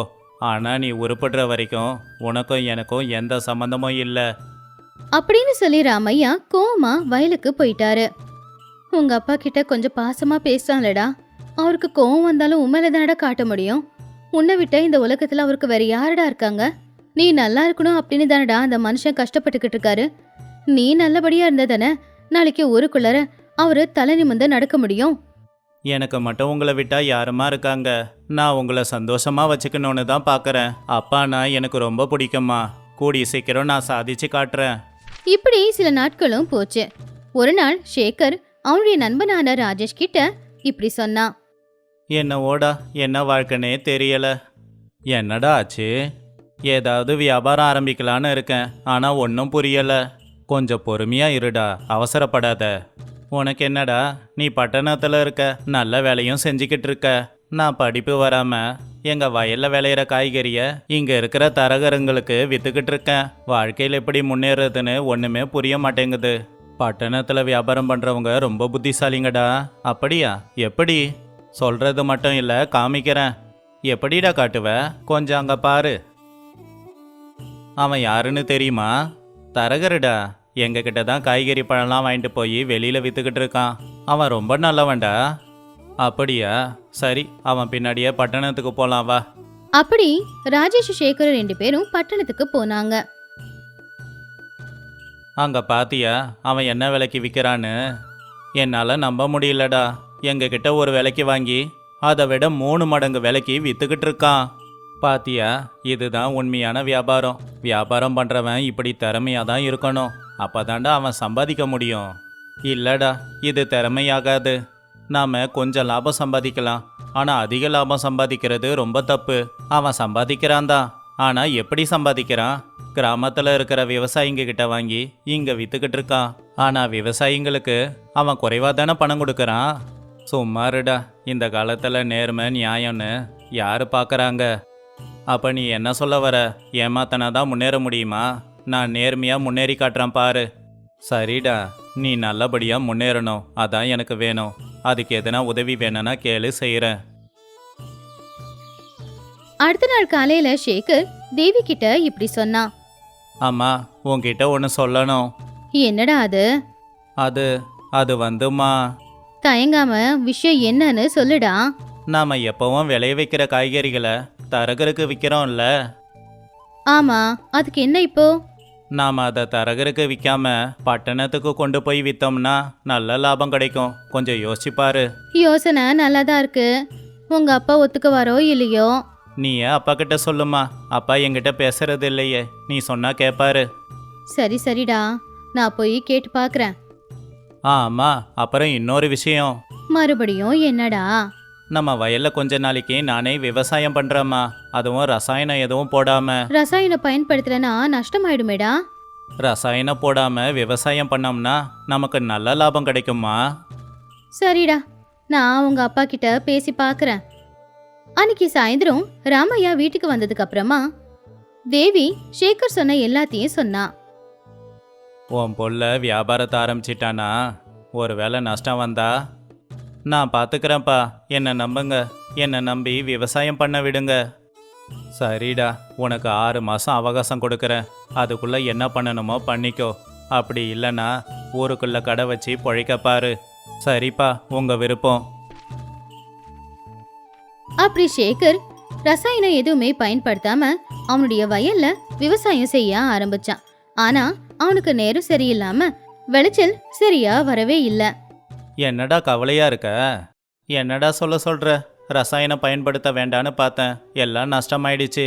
அப்பா முன்னாடி எந்த முகத்தோட போய் நிற்கிறது? அவர் எங்களுக்காக ரொம்ப கஷ்டப்பட்டிருக்காரு. அவர் கோவத்தில் 4 வார்த்தை சொன்னாலும் நான் கேட்டுப்பேன். ஏன்னா எனக்கு அவரை பிடிக்கும். அவர் கோவத்தில் ஒரு அர்த்தம் இருக்கும். நான் இவ்வளோ வளர்ந்துருக்கேன், என்னை திட்டியிருக்காரே தவிர யாருக்கிட்டேயும் என்னை விட்டு கொடுத்ததில்ல. அவருக்காக என்ன வேணாலும் பண்ணலாண்டா. ஆனால் இப்படி நஷ்டமாயிடுச்சு. அவங்க பேசிக்கிட்டு இருந்ததை கேட்டுக்கிட்டு இருந்த ராமையா அங்கிருந்து வீட்டுக்கு போனாரு. தேவி, உன் புள்ள எங்க? என்னங்க என்னைக்கும் இல்லாம இவ்வளவு பாசமா கேக்குறீங்க? விவசாயம் எப்படி நடக்குதுன்னு கேட்கலான்னு பார்த்தேன். நஷ்டமாயிடுச்சாங்க. உங்ககிட்ட எப்படி சொல்றது அப்படின்னு அவன் தயங்கிக்கிட்டு இருக்கான். எதுக்கு என்கிட்ட தயங்கணும்? நாம என்ன வேலை ஆரம்பிச்சாலும் சரி, அதில் லாபமும் வரலாம் நஷ்டமும் வரலாம். வாழ்க்கையில் கஷ்டம் சுகம் ரெண்டுமே வரும். அந்த மாதிரி தான் எல்லா வேலையும் லாபமும் நஷ்டமும் வரத்தான் செய்யும். எல்லாத்தையும் தாண்டி நம்ம வேலையை நம்ம செஞ்சுக்கிட்டே இருக்கணும். நீங்க சொன்னது என்னமோ சரிதாங்க. ஆனா அவன் தான் ரொம்ப கவலைப்பட்டுக்கிட்டு இருக்கான். சரி, அவன் கவலைப்படுவான். இந்த பணத்தை அவன்கிட்ட கொடுத்து மறுபடியும் விவசாயம் பண்ண சொல்லு. நான் கொடுத்தேன்னு சொல்லாத. அவன் கவலைப்படுவான். நீ சேர்த்து வச்ச பணம்னு சொல்லி கொடு. தேவி ராமையா கொடுத்த பணத்தை சேகர் கிட்ட கொடுத்தாங்க. ரொம்ப சந்தோஷமா. இந்த பணத்தில் மறுபடியும் பயிர் வைக்கிறேன். நல்ல லாபம் கிடைக்கணும்னு வேண்டிக்கிறேன். அப்படி சேகர் நினைச்ச மாதிரி ரசாயனம் பயன்படுத்தாம விளைச்சலை வெளியே வச்சான். அத தரகருக்கு விற்காம நேரா கொண்டு போய் பட்டணத்துல வித்து பணம் சம்பாதிச்சான். இப்படி சில நாட்கள்லயே சேகர் ரொம்ப பெரிய பணக்காரனா ஆனான். அவன் கிட்ட கிட்டத்தட்ட 10 பேர் வேலை செஞ்சுக்கிட்டு இருந்தாங்க. சேகரோட நேர்மைய பார்த்து ஊருக்காரங்க எல்லாருமே அவனை பாராட்டினாங்க. அதை பார்த்து ராமையா ரொம்ப பெருமையா தலை நிமிர்ந்து நடந்தாரு. பெத்த அப்பா அம்மாவை நல்லபடியா பாத்துக்கிட்டா அந்த கடவுள் நம்மள நல்லபடியா பாத்துப்பான் அப்படிங்கறத சேகர் நம்பிக்கிட்டு இருந்தான். இந்த கதையில இருக்கிற நீதி என்னன்னா, சாதாரணமா எல்லாரும் செஞ்சுக்கிட்டு இருக்கிற வியாபாரமே செய்யாம நாம ஏதாவது புதுசா யோசிச்சு நியாயமான வழியில நேர்மையான வழியில போனோம்னா வாழ்க்கையில நிச்சயமா நாம வெற்றி அடைவோம். ஒரு காலத்துல ரங்கையா அப்படிங்கிற துணி தைக்கிறவரு ராமபுரம் அப்படிங்கிற ஒரு சின்ன கிராமத்துல வாழ்ந்துகிட்டு இருந்தாரு. அவரு ரொம்பவும் புத்திசாலி. ஒரு நாள், ஏங்க பெரிய தப்பு நடந்துருச்சுங்க, என்ன பண்றதுன்னு எனக்கு புரியலங்க. முதல்ல பதட்டப்படாம என்ன ஆச்சுன்னு சொல்லு. ஒன்றும் இல்லைங்க, 2 நாளைக்கு முன்னாடி சாவித்திரி பட்டுப்புடவை தைக்க சொல்லி கொடுத்தால, அதை நீங்க என்கிட்ட தைக்க சொல்லி கொடுத்தீங்க. அதை நல்லா தைச்சு மடிச்சு இஸ்திரி பண்ணிக்கிட்டு இருக்கிற நேரத்துல அடுப்புல பால் பொங்குச்சா அதை எருக்கலான்னு போனேனா, அப்போ பக்கத்து வீட்டுக்காரங்க பேச்சு கொடுத்தாங்களா, இஸ்திரி போட்டி புடவை மலர்ந்ததை நான் மறந்துட்டேன். திரும்பி வந்து பார்க்கும்போது புடவையெல்லாம் எரிஞ்சு போச்சுங்க. அவ்வளோதானே, இதுக்கு ஏன் பதட்டப்படுற? என்னங்க இப்படி சொல்லிட்டீங்க? நாளைக்கு சாவித்திரியோட பொண்ணோட பிறந்த நாள் இல்ல, நம்மளால அப்படிப்பட்ட புடவை எப்படி வாங்கி தருது? ஐயோ லக்ஷ்மி, பதட்டப்படாம அந்த புடவைய இப்படி கொடு அப்படின்னு சொல்லி இன்னொரு துணியை எடுத்து எரிஞ்சு போன இடத்துல அந்த துணியை வச்சு தைச்சு அந்த இடத்துல பூக்களை வச்சு டிசைன் கொடுத்தான். அட கடவுளே, எவ்வளவு அழகா இருக்கு! உங்க கையில ஏதோ சக்தி இருக்குங்க. எரிஞ்சு போன புடவைய எப்படி ஆக்கிட்டீங்க? சாவித்ரி மட்டும் இத பார்த்தா எகிரி குதிச்சிடுவான். அப்படி அவங்க 2 பேரும் பேசிக்கிட்டு இருக்கும் போதே சாவித்ரி அங்க வந்தாங்க. அண்ணா, என் புடவைய தைச்சு முடிச்சிட்டியா? இந்த அம்மா தங்கச்சி உன் புடவை. என்ன இது? இது என் புடவை இல்லையே என்ன? சாவித்ரி அப்படி சொன்னது கேட்டு லக்ஷ்மியோட இதயமே நின்னு போச்சு. ஆனா ரங்கையா மட்டும் ரொம்ப தைரியமா இப்படி சொன்னான். சரியா பாருமா, அது உன் புடவை தான். இந்த புடவை ரொம்ப விலை அதிகமானது மாதிரி தெரியுதே, ஆனா என் புடவை இப்படி இருக்கலையே. அடடே, இது ஏன் புடவை தான். முதல்ல இந்த பூ எதுவும் இருக்கல, இப்ப இந்த பூ எப்படி வந்துச்சு? உன் மேல இருக்கிற பாசத்துல தாம்மா நான் அதை தச்சிருக்கேன். பிடிச்சிருக்கா? ரொம்ப நன்றிண்ண. இந்த பூவால இந்த புடவையே மாறிடுச்சு. பார்க்க விலை அதிகமான புடவை மாதிரி இருக்கு. அப்படின்னு கொடுக்க வேண்டிய பணத்தை விட இன்னும் கொஞ்சம் அதிகமா பணத்தை கொடுத்து சாவித்ரி அந்த புடவையை எடுத்துக்கிட்டு போனான். நீங்க பெரிய ஆளுங்க. உங்க புத்திசாலித்தனத்தினால அடிக்கடி வர இந்த மாதிரி பிரச்சனைகளை நொடியில தீர்த்து வச்சிடுறீங்க. அதெல்லாம் இருக்கட்டும். இனிமே இஸ்திரி பொட்டிய இப்படி புடவை மேல வச்சுட்டு யாருக்கிட்டையும் பேசாத. அப்படி ரங்கையா அவனுடைய அறிவால எப்பேற்பட்ட பிரச்சனை வந்தாலும் சரி அத ஒரு நொடியில தீர்த்து வச்சிடுவான். அப்போ ஒரு நாள், ரங்கையா, உனக்கு தெரியுமா, நம்ம ஊரை தள்ளி இருக்கிற பட்டணத்துல தையல்காரங்களுக்கு போட்டி வைக்கிறாங்களாமா. சுற்றி இருக்கிற ஊருங்கள்லையே உன்னை விட நல்லா துணி தைக்கிறவங்க யார் இருக்காங்க? அதான் நீ அந்த போட்டியில் கலந்துக்கிட்டா நல்லா இருக்கும்னு நினச்சேன். அப்படி இல்லை வீரையா, ஏற்கனவே துணி தைக்கிறதுக்காக நிறைய பேர் துணி கொடுத்துருக்காங்க. அப்படி இருக்கும்போது நான் எப்படி போட்டியில் கலந்துக்கிறது? எப்பவும் இவங்கள பற்றி அவங்கள பற்றின்னு யோசிக்கிறத விட்டுட்டு உனக்கு 2 பிள்ளைங்க இருக்காங்க, அவங்க வாழ்க்கையை பற்றியும் கொஞ்சம் யோசி. பரிசு மட்டும் இல்லை, 1000 ரூபாய் பணமும் தராங்களாமா. அப்பதான் அங்க வந்த சாவித்ரி, நீங்க எங்க துணியை தைக்கிறத விட போட்டியில கலந்து ஜெயிக்கணும் அப்படிங்கிறது எங்க ஆசை. என்ன ஒண்ணு பண்ணலாமா? ஊருக்குள்ள நம்ம ரங்கைய அண்ணன் போட்டியில கலந்துக்க போறாரு அப்படிங்கறதுனால கொஞ்ச நாளைக்கு யார் துணியும் தைக்க மாட்டாரு அப்படின்னு தண்டோரா போட்டுடலாம். அண்ணன், ஆனா நீ மட்டும் போட்டியில கலந்துக்கிட்டு முதல் பரிசை வாங்கிட்டு வரணும். அப்படி ஊர்க்காரங்க எல்லாரும் உற்சாகப்படுத்தி ரங்கையாவை போட்டியில கலந்துக்க பட்டணத்துக்கு அனுப்புனாங்க. அப்படி பட்டணத்துக்கு போற ஒரு மாட்டு வண்டியில ஏறி ரங்கையா ஊரை விட்டு கிளம்புனான்.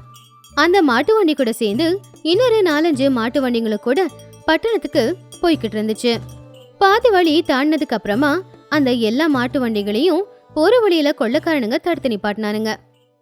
டேய், யாரும் இங்கிருந்து நகரக்கூடாது. எல்லாரும் அதே இடத்துலயே நின்றுக்கிட்டு உங்ககிட்ட இருக்கிற எல்லாத்தையும் கொடுத்துட்டு போங்க. தம்பி, எங்க கிட்ட இருக்கிற பணம் நகை எல்லாத்தையும் கொடுத்துடுறோம். ஆனா சீக்கிரமா எங்களை போக விடுப்பா. இந்த பாப்பாவுக்கு ரொம்ப உடம்பு முடியலப்பா. பட்டணத்துக்கு போய் வைத்தியம் பண்ணாதான் இந்த பாப்பா பொழைக்கும்பா. நாங்க சீக்கிரமா பட்டணத்துக்கு போகணும்.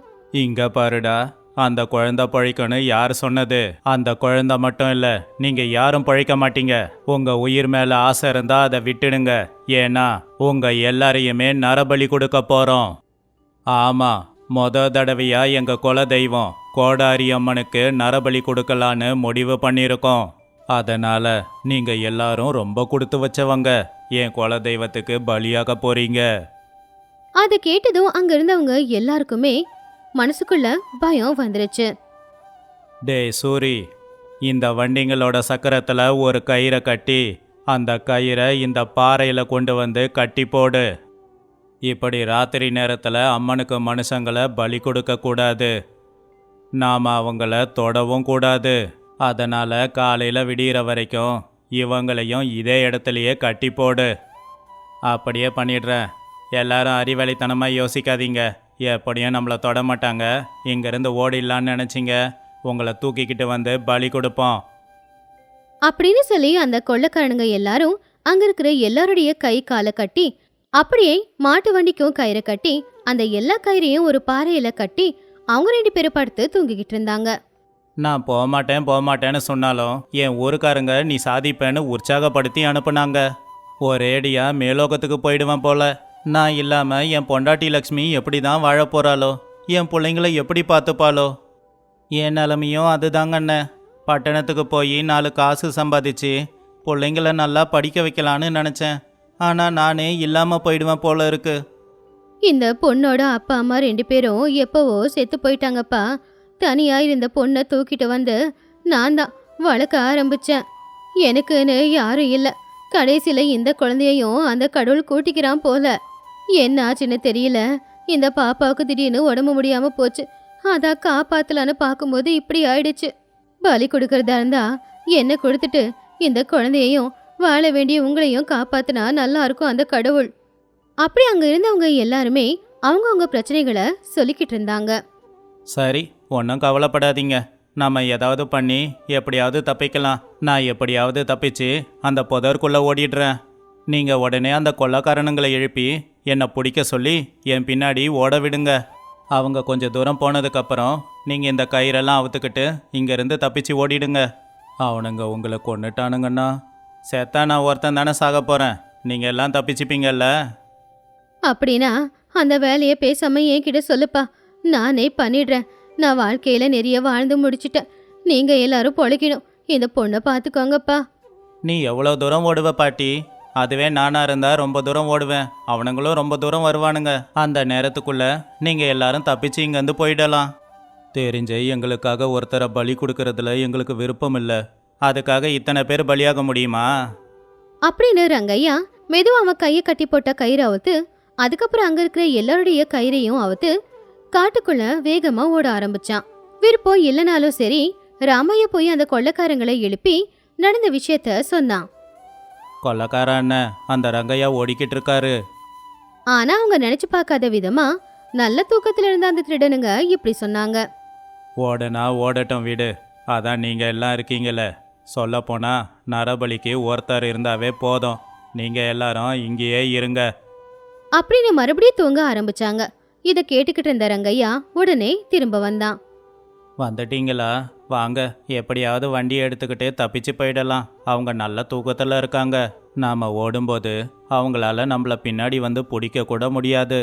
அப்படி இல்லைப்பா, நம்மளை பிடிக்க முடியலனாலும் நாளைக்கு வேற யாருன்னா இவங்க கிட்ட மாட்டுவாங்கல்ல. எனக்கு இப்போ தான் ஒரு யோசனை வந்துச்சு. இன்னொரு தடவை இவங்க நரபலின்னு யோசிக்கவே கூடாது. எந்த தெய்வமும் நரபலி கேட்கறதில்ல. அந்த அம்மன் தான் இப்போ நம்மளை காப்பாற்ற போகிறாங்க. அப்படின்னு சொல்லி மறுபடியும் அவங்க எல்லாரையுமே கட்டி போட்டு அவங்க கிட்ட சின்ன சின்ன கல்லுங்களை கொடுத்து அவங்க தூங்கும்போது அவங்க மேல தூக்கி போடுங்க அப்படின்னு சொன்னான். சொன்ன மாதிரியே தூங்கிக்கிட்டு இருந்த கொள்ளைக்காரங்க மேல கல்லை விட்டு எரிய ஆரம்பிச்சாங்க. டேய், என்னடா கல்லு மழை பொழியுது? டேய், யாருடா அது? எங்க மேல கல்லை வீசி எறிஞ்சது யாரு? எங்க கை கால் ரெண்டுத்தையும் கட்டி போட்டிருக்கும் போது நாங்க எப்படிங்க உங்களை கல்லால் அடிக்க முடியும்? எங்க கிட்ட கல் எங்க இருக்கு? அதுவும் உண்மைதான், ஆனா எங்க மேல கல்லு வந்து விழுந்துச்சே. அப்போ அந்த பாட்டி சாமி வந்த மாதிரி ஆட ஆரம்பிச்சாங்க. அமைதியாவுமா, அமைதியாவு. அம்மா தாயே, நீ யாருமா? கொள்ளக்காரன, அந்த அம்மா மேல சாமி வந்திருக்கு. அமைதியாவுமா, அமைதியாவு. ஆமா, உனக்கு என்ன வேணும்? யாருமா நீ? உனக்கு என்ன வேணும்? நீ யாருன்னு சொல்லு. டேய், நான் கோடாரி அம்மன்டா. நான் இது வரைக்கும் நரபலி கேட்டதே இல்ல. அப்படி நரபலி கேட்டிருந்தா உங்க முன்னோர்கள் எல்லாரும் எனக்கு நரபலி கொடுத்திருப்பாங்க இல்லையா? இந்த உலகத்துல இருக்கிற எல்லாரும் என்னோட குழந்தைங்க தான்டா. ஆனா நீங்க எல்லாரையும் கொண்டு எதுக்காகடா எனக்கு நரபலி கொடுத்துக்கிட்டு இருக்கீங்க?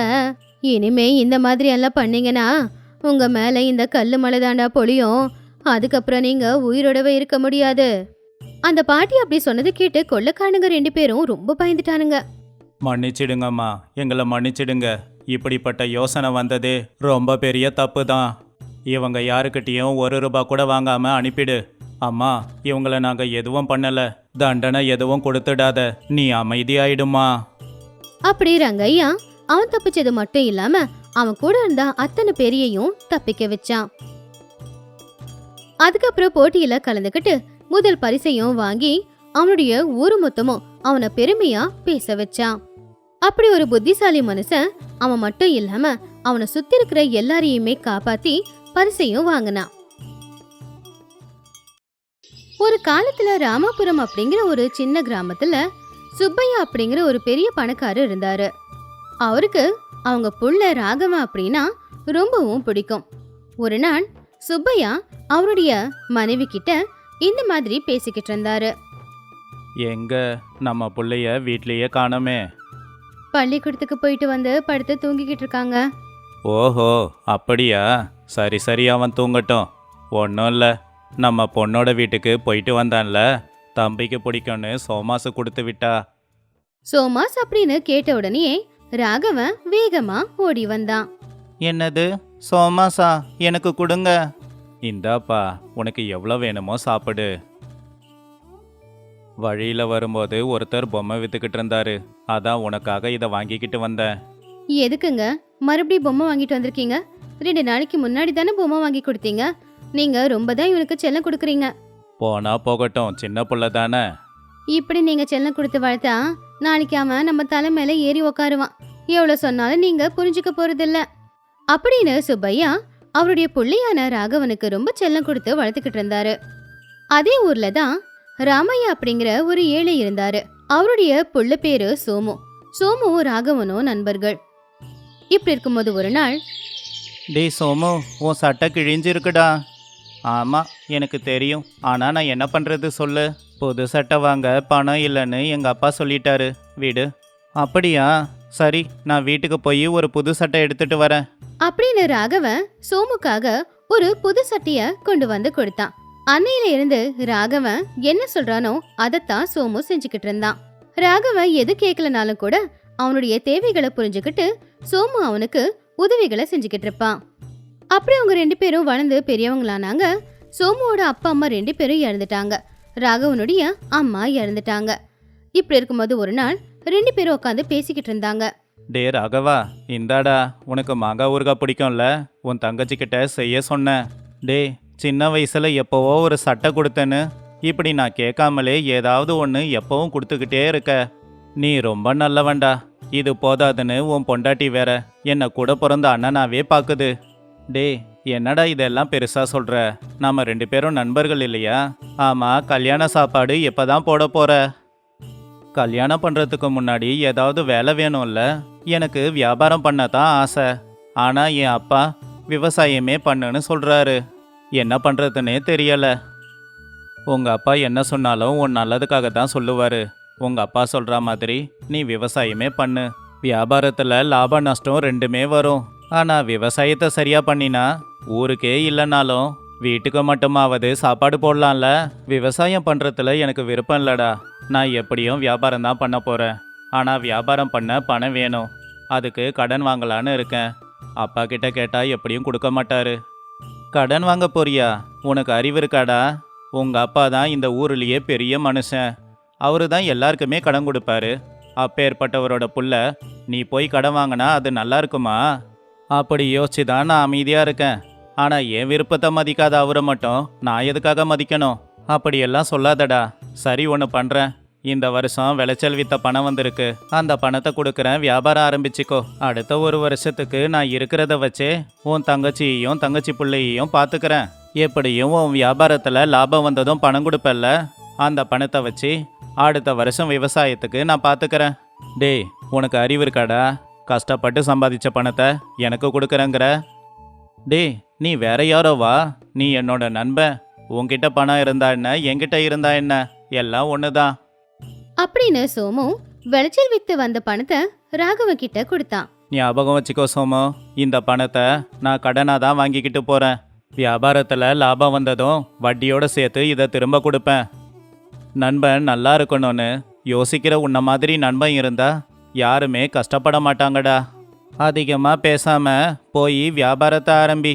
என்ன மாதிரி ஏழைங்க எப்படி வேணாலும் வாழ்ந்துப்போம். ஆனால் நீ பெரிய ஆளாக வரணும்டா. அப்படி அவங்க 2 பேரும் பேசிக்கிட்டதுக்கு அப்புறமா ராகவன் சோமு கொடுத்த அந்த பணத்தை எடுத்துக்கிட்டு பட்டணத்துக்கு கிளம்பிட்டான். பட்டணத்துக்கு போன ராகவன் ஒவ்வொரு வியாபாரமா ஆரம்பிச்சான். ஆனா எல்லா வியாபாரத்திலையும் அவனுக்கு தோல்வி மட்டும்தான் வந்துச்சு. இப்படி இருக்கும்போது ஒரு நாள் ராகவன் கடைசியா ஒரு பொம்மை வியாபாரத்தை ஆரம்பிச்சான். ஆனா யாரொருத்தங்களும் அந்த கடைக்கு வரவே இல்ல. அப்பா சொன்ன மாதிரி விவசாயமே பண்ணியிருக்கலாம். என்னை நம்பி சம்பாதிச்ச மொத்த பணத்தையும் என் நண்பன் கொடுத்தான். அவனுக்கு நான் என்ன பதில் சொல்ல போறேன்னு ஒன்றுமே புரியல.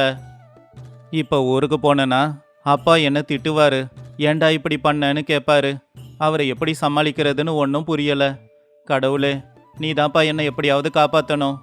அப்படி அவன் கவலைப்பட்டுக்கிட்டு இருக்கும்போது நிறைய பேர் அவனுடைய கடைக்கு வந்து பொம்மைகளை வாங்க ஆரம்பிச்சாங்க. அன்னையில இருந்து ராகவன் தோல்வி அப்படிங்கறத சந்திக்கவே இல்ல. வியாபாரம் நல்லபடியா நடந்ததுனால அந்த நாட்டிலேயே அவன் ரொம்ப பெரிய பணக்காரனா ஆயிட்டான். ஆனா முதல் தடவையா அவனுடைய வியாபாரத்துக்கு உதவி பண்ண அந்த ஏழை நண்பன் சோமுவை அவன் மறந்துட்டான். இந்த பக்கம் சோமு பணம் இல்லாம பலவிதமான கஷ்டங்களை அனுபவிச்சான். ஏங்க, அன்னைக்கு ஒரு வார்த்தை கூட என்கிட்ட கேட்காம உங்க நண்பருக்கு பணத்தை கொண்டு போய் கொடுத்தீங்களே, அன்னையில இருந்து நம்ம கஷ்டத்தை தவிர வேற எதுவுமே சந்திக்கல. அடுத்த வருஷம் பயிரிடுறதுக்கு வேற எங்கேயோ போய் கடன் வாங்கிட்டு வந்தீங்க. ஆனா அந்த வருஷம் விளைச்சல் எல்லாம் வீணா போச்சு. விளைச்சலும் போச்சு, திங்க சோறும் இல்ல, கடனும் அப்படியே இருக்கு. ஏதோ கூலி வேலைக்கு போய் வயிற்ற கழுவிக்கிட்டு இருக்கோம். ஆனா வாங்கின கடனுக்கு என்னங்க பண்ண போறோம்? நீ கவலைப்படாத பார்வதி. நிச்சயமா என் நண்பர் ராகவன் வருவான். அவன் என்கிட்ட வாங்கின பணத்தை நிச்சயம் திரும்ப கொடுப்பான். அப்படின்னு சொல்லி இத்தனை வருஷத்தை ஓட்டிட்டீங்க. குழந்தைங்கள சின்னவங்களா இருக்கும்போது நீங்க பணத்தை அவருக்கு கொடுத்துட்டீங்க. ஆனா குழந்தைங்க இப்போ வளர்ந்துட்டாங்க. நம்ம பிள்ளையோட மேல் படிப்புக்கு, பொண்ணோட கல்யாணத்துக்கு நம்ம வீடு வயல் ரெண்டுத்தையும் வித்துதான் ஆகணும் போல. என்னவோ அந்த கடவுளுக்கு நம்ம மேல என்னதான் கோவமோ அப்படின்னு அவங்க 2 பேரும் பேசிக்கிட்டு இருக்கும்போது அந்த நேரத்துல சுப்பையா அங்க வந்தாரு. ஏன்பா சோமு, நீ எப்படி இருக்க? என்னம்மா பார்வதி, பசங்க எல்லாம் எப்படி இருக்காங்கம்மா? ஐயா, நீங்க ஏன் வீட்டுக்கா? பார்வதி, நாம எவ்வளவு கொடுத்து வச்சிருக்கோம் பாரு. ஐயா, நீங்க ஒரு வார்த்தை சொல்லியிருந்தா நானே வந்திருப்பேனே. எனக்கு உன் தேவை இருக்கிறதால தான்ப்பா நான் வந்தேன். என் புள்ள என்னை விட்டுட்டு போயிட்டாங்கிற கோவத்தில் இத்தனை நாளாக நான் அவன்கிட்ட பேசவே இல்லை. அந்த விஷயம் உனக்கு நிச்சயம் தெரிஞ்சிருக்கும்.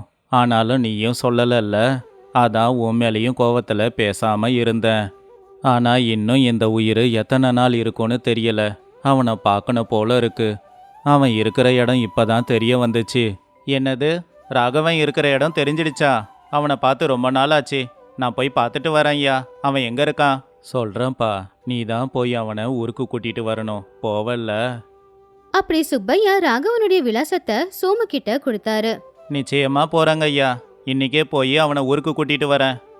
அப்படின்னு சொன்னதும் சுப்பையா ரொம்ப சந்தோஷமா அவருடைய வீட்டுக்கு போயிட்டாரு. அண்ணன் என்ன நிலைமையில இருக்காருன்னு தெரியல. இல்லைன்னா நம்ம கடனை தீக்கவாவது அண்ணன் இந்த ஊருக்கு வந்திருப்பாருல்ல. ஒருவேளை அவரு கஷ்டப்பட்டுக்கிட்டு இருந்தா நாம கொடுத்த கடனை அவர்கிட்ட கேட்காதீங்க. நீ ரொம்ப நல்லவ பார்வதி. நான் நினைச்சதையே நீயும் சொல்லிக்கிட்டு இருக்க. நான் அவனுக்கு தொந்தரவு கொடுக்க மாட்டேன். அவன்கிட்ட எதுவும் கேட்காம அவனை ஊருக்கு வான்னு கூட்டிட்டு வரேன். அப்படின்னு சொல்லி சோமு பட்டணத்துக்கு கிளம்புனான். சுப்பையா கொடுத்த விலாசத்துக்கு போய் பார்த்தா அது ஒரு பெரிய கட்டிடமா இருந்துச்சு. பேந்தன்னு முழிச்சுக்கிட்டே சோமு உள்ள போய் பார்க்கும்போது ராகவனை சுத்தி 4-5 வேலைக்காரங்க வேலைகளை செஞ்சுக்கிட்டு இருந்தாங்க. ராகவன் ரொம்ப நல்லபடியா நாற்காலியில உட்காந்துக்கிட்டு இருந்தான். ராகவா, நல்லா இருக்கியாடா? என்ன ஞாபகம் இருக்கா? யாருப்பா நீ? என்ன பேர் வச்சு கூப்பிட்டுக்கிட்டு இருக்கியே. உனக்கு வேலை எதனா வேணுமா? நீங்க ராகவன் தானே? உங்க ஊரு ராமாபுரம் தானே? ஆமா. இதெல்லாம் உங்களுக்கு எப்படி தெரியும்? என் பேரு சோமுங்க. உங்க சின்ன வயசு நண்பன். என்ன உங்களுக்கு ஞாபகம் இல்லையா? டே சோமு, நீயாடா? என்னடா இப்படி ஆயிட்ட? நீ என்னடா என்ன வாங்க போங்கன்னு கூப்பிட்டுக்கிட்டு இருக்க? எப்பவும் போல டேன்னு கூப்பிடு. என்ன ஞாபகம் வச்சிருக்கிறதுக்கு ரொம்ப நன்றிங்க. மன்னிச்சிடுடா, வேலை விஷயத்துல எல்லாத்தையும் மறந்துட்டேன். ஊரில் அப்பா எப்படி இருக்காரு? தங்கச்சி பசங்க எல்லாம் நல்லா இருக்காங்களா? எல்லாரும் நல்லா இருக்காங்க ராகவா. ஆனா உன் அப்பாவுக்கு தான் ரொம்ப வயசாயிடுச்சு. அவர் உன்னை பார்க்கணுன்னு ஆசைப்படுறாரு. வரேன்டா, நிச்சயமா வரேன். அப்படியே அப்பாவை இங்கே கூட்டிட்டு வந்துடுறேன். ஆமா, நீ ஏன்டா இப்படி ஆயிட்ட? நீ யாரோட நண்பன்? நீயும் உன் பொண்டாட்டி பிள்ளையோட இங்கேயே வந்துடுடா. இங்கேயே உனக்கு ஒரு வேலை போட்டு கொடுக்குறேன். எனக்கு தெரியும் ராகவா, என் மேலே உனக்கு எவ்வளோ பாசம்னு. ஆனால் என்னால் நம்ம ஊரை விட்டுட்டு வர முடியாது. ஆமாம், உன் வியாபாரம் எப்படி நடக்குது? அதுக்கு என்னடா, ரொம்ப நல்லபடியாகவே நடக்குது. பார்க்குறல்ல, உன் கண்ணில் படுறது எல்லாமே நம்மளோடது தான். ராகவன் அப்படி சொன்னப்போ சோமுவுக்கு அவன் கொடுத்த கடன் ஞாபகத்துக்கு வந்துச்சு. அதனால தயக்கமாவே இப்படி கேட்டான். ராகவா, உனக்கு ஞாபகம் இருக்குல்ல, நீ வியாபாரம் பண்ணணும் அப்படிங்கிறதுக்காக நீ பட்டணத்துக்கு வந்தப்போ நான் விளைச்சல் வித்த பணத்தை கொடுத்தனே. அன்னையிலிருந்து என் நிலமை சரியில்லடா. விவசாயம் பண்ண முடியாம கூலி வேலை செஞ்சு தான் வாழ்ந்துக்கிட்டு இருக்கேன். இந்த ஏழையோட பணத்தை நீ வச்சிக்க மாட்டேன்னு தெரியும். இப்போ அந்த பணத்தை கொடுத்தினா அந்த பணத்தை வச்சு என்னோட கடன் எல்லாம் தீர்த்துட்டு என் பொண்ணுக்கு கல்யாணம் பண்ணி அனுப்பிடுவேன்டா. என்னது? நான் உங்ககிட்ட கடன் வாங்கினேனா? அப்படி ஒரு ஞாபகமே எனக்கு இல்லையே. இப்படி நண்பன் ஏழைன்னு சொல்லிக்கிட்டு வரும்போதே தெரியும் நீ என்கிட்ட பணம் வாங்க தான் பார்க்குறேன்னு. சின்ன வயசில் நீ என் நண்பன் தான். எனக்கு தெரிஞ்சு அப்பப்போ ஏதோ சின்ன சின்ன உதவி செஞ்சிருக்கதான். அதுக்குன்னு பணம் வேணும்னா பணம் வேணும்னு சொல்லு. பிச்சைக்காரனுக்கு போடுற மாதிரி உனக்கும் கொஞ்சம் தூக்கி போடுறேன். ஆனால் அதுக்காக நான் உங்ககிட்ட கடன் வாங்கினேன்னு சொல்வியா? என்ன ராகவா, உண்மையிலேயே நீ என்கிட்ட பணம் வாங்கினது ஞாபகம் இல்லையா? இன்னொரு தடவை கடன் வாங்கினேன்னு சொன்னீன்னா உயிரோட ஊருக்கு போய் சேர மாட்ட. என் பேரை சொல்லி இன்னும் என் அப்பா கிட்டலாம் என்னென்ன வாங்கி வச்சிருக்கேன்னு தெரியல. சரிடா, எனக்கு புரிஞ்சு போச்சு. நான் ஏழையா வேணும்னா இருக்கலாம், ஆனால் சுயகௌரவம் இல்லாதவன் இல்லை. அதே மாதிரி நண்பனை காட்டி கொடுக்கவும் மாட்டேன். நீ சொல்லக்கூடாதுன்னு சொன்ன ரகசியத்தை நான் யாருக்கிட்டையும் சொல்லலை. ஊர்லேயோ இல்லை உன் அப்பா கிட்டேயோ சொல்லி நான் எந்த ஒரு பணத்தையும் யாருக்கிட்டேயும் வாங்கினதில்லை. நீ நான் செஞ்ச உதவியை மறந்துட்ட. பரவாயில்லடா, நண்பனுக்கு செஞ்சதா சொல்லி நினச்சிக்கிறேன். உங்கள் அப்பா உன்னை பார்க்கணுன்னு சொன்னார். ஒரு தடவை ஊருக்கு வந்துட்டு போடா. நான் கிளம்புறேன்டா. அப்படின்னு சொல்லி சோமு அங்கிருந்து போயிட்டான். அப்போ வாங்கின கடனை மறந்த ராகவன், இப்படிப்பட்டவங்க பணத்தை புடுங்கிறதுக்காக தான் என்னை பார்க்க வராங்கன்னு சொல்லி அவன் ரொம்பவும் வருத்தப்பட்டான். சோமு வீட்டுக்கு போய் நடந்தது எல்லாத்தையுமே அவனுடைய பொண்டாட்டி கிட்ட சொன்னான். சரி விடுங்க, நாம நினைக்கிறது ஒன்று நடக்கிறது ஒன்று. அவருக்கு நீங்க உதவி பண்ணீங்க, ஆனா நீங்க செஞ்ச உதவியையே அவரு மறந்துட்டாரு. என்ன பண்றது, நம்ம தலையெழுத்து. பரவாயில்ல விடு பார்வதி, இனி நாம ஒன்றும் பண்ண முடியாது. 2 பேரும் கூலி வேலைக்கு போய் பொண்ணை கட்டி கொடுக்கறதுக்கு என்ன பண்ணணுமோ அதை பண்ண வேண்டியது தான். இது இப்படி இருக்கும்போது ஆள் அனுப்பியும் ராகவன் ஊருக்கு வரலங்கிறதுனால சுப்பையாவை ராகவனை பார்க்கறதுக்கு பட்டணத்துக்கு போனாரு. அவங்க அப்பாவை பார்த்த உடனே ராகவன் ரொம்ப ஆச்சரியப்பட்டான். புள்ளிய பார்த்து சுப்பையாவும் சந்தோஷப்பட்டாரு. அப்பா எப்படி இருக்கீங்க? ஓ, ஒரு அப்பா இருக்கிறது ஞாபகத்தில் கூட இருக்கா? என்னப்பா இப்படி சொல்லிட்டீங்க? உங்ககிட்ட சொல்லாம கொள்ளாம வந்துட்டேன். நான் ஊருக்கு வந்தா வீட்டில் சேர்த்துப்பீங்களோ இல்லையோன்ற பயத்தில் தான் இத்தனை நாளாக நான் வரல. ஓ மேல எனக்கு என்னடா கோவம்? ஆனா எங்கேயோ ஒரு சின்ன திமிரு இத்தனை நாளா இங்க வரவிடாம தடுத்துடுச்சு. அப்படி ரொம்ப நேரம் அப்பா புள்ள 2 பேருமே உக்காந்து பேசிக்கிட்டு இருந்தாங்க. அப்போ ஆமா, இந்த வியாபாரம் ஆரம்பிக்கிறதுக்கு உனக்கு முதலீடு எங்கிருந்து கிடைச்சிது? என்கிட்ட 1 ரூபா கூட நீ கேட்கலையே. சரி, எப்படியோ கஷ்டப்பட்டேன்னு நினச்சிக்கலான்னாலும் நம்ம ஊர்ல இருந்து பட்டணத்துக்கு வர்றதுக்கு மாட்டு வண்டிக்காவது பணம் கொடுக்கணுமே. அதுக்கு கூட என்ன பண்ணேன்னு தெரியலையே. என்கிட்ட பணம் இருந்துச்சுப்பா. அதான், அந்த பணம் எப்படிடா வந்துச்சு? என்னவோப்பா, எனக்கு சரியான ஞாபகம் இல்லை. நான் எப்படியாவது எடுத்து வச்ச பணம் எதனா இருந்திருக்கும். அப்படி சுப்பையா மறுபடியும் மறுபடியும் கேட்டதுனால ராகவன் பழைய நாட்களை நினைச்சு பார்த்தான். அப்பதான் அவன் சோமு கிட்ட கடன் வாங்கின பணம் ஞாபகத்துக்கு வந்துச்சு. சோமு? ஆமாப்பா, நான் சோமு கிட்ட தான் பணம் வாங்கினேன். அவன் தான் விளைச்சல் வித்த பணத்தை எனக்காக கொடுத்தான். முந்தா நேத்து தான் வந்து ஞாபகப்படுத்தினான். ஆனால் நான் தான் நம்பல. ஐயோ, விளைச்சல் வித்த பணம் மொத்தத்தையும் என்கிட்ட கொடுத்துட்டு அவன் பொண்டாட்டி புள்ளையெல்லாம் எப்படி பார்த்துக்கிட்டான்னு தெரியலையே. அன்னைக்கு நீ வீட்டை விட்டு போகும்போது ஒரு கடுதாசி எழுதி வச்சிருந்த. அதில் எல்லாத்தையும் எழுதியிருந்த. நான் தான் உன் மேலேயும் சோமு மேலேயும் இருந்த கோவத்தில் அவனுடைய கடனை நான் தீர்க்கலடா. நீ போனதுக்கப்புறம் அவன் ரொம்பவும் ஏழை ஆயிட்டான். சாப்பிட்றதுக்கு சரியாக சாப்பாடு கூட இல்லாமல் அவன் குடும்பம் கஷ்டப்பட்டுச்சு. அவனுடைய கஷ்டம் உனக்கு எதுக்குடா? நீ ஒழுங்கா போய் நீ வாங்கின பணத்தை வட்டியோடு சேர்த்து அவனுக்கு கொடு. அவன் குடும்பம் நல்லா இருக்கட்டும். அவங்க அப்பா அப்படி சொன்ன உடனே ராகவன் ரொம்பவும் வெக்கப்பட்டு சோமுவை பார்க்க போனான். டேய் சோமு, என்னை மன்னிச்சிடுடா. நான் வேலை வியாபாரம்னு இருந்ததால உன்கிட்ட வாங்கின பணத்தையே மறந்துட்டேன்டா. அதை உன்கிட்ட சொல்லவே எனக்கு வெக்கமாக இருக்குடா. உண்மையை சொல்லணும் அப்படின்னா என்கிட்ட இருக்கிற பணம் சொத்து எல்லாமே உன் பணத்தால் தான் எனக்கு வந்துச்சு. ஐயோ, அப்படியெல்லாம் பேசாதீங்க. இப்போவாவது நான் செஞ்ச உதவி உங்களுக்கு ஞாபகம் வந்ததே போதும். இங்கே பாருடா, இப்போ என்கிட்ட இருக்கிற சொத்தில் பாதியை உனக்கு எழுதி கொடுக்குறேன். உன்கிட்ட வாங்கின பணத்தை வட்டியோடு சேர்த்து இப்போவே திரும்ப கொடுக்குறேன். ஆனால் இன்னொரு தடவை வாங்க போங்கன்னு சொன்னினா அடிப்பேன். அப்புறம் பார்த்துக்கோ. அப்படி ராகவனுக்கு நண்பன் கிட்ட வாங்கின கடன் ஞாபகத்துக்கு வந்துச்சு. கஷ்டத்துல இருக்கும்போது தனக்கு உதவி பண்ண தன்னுடைய நண்பனை மறந்துட்டேனே அப்படின்னு வெக்கப்பட்டு ராகவன் அவனுடைய சொத்துல பாதி சொத்தை சோமுவோட பேர்ல எழுதி வச்சான்.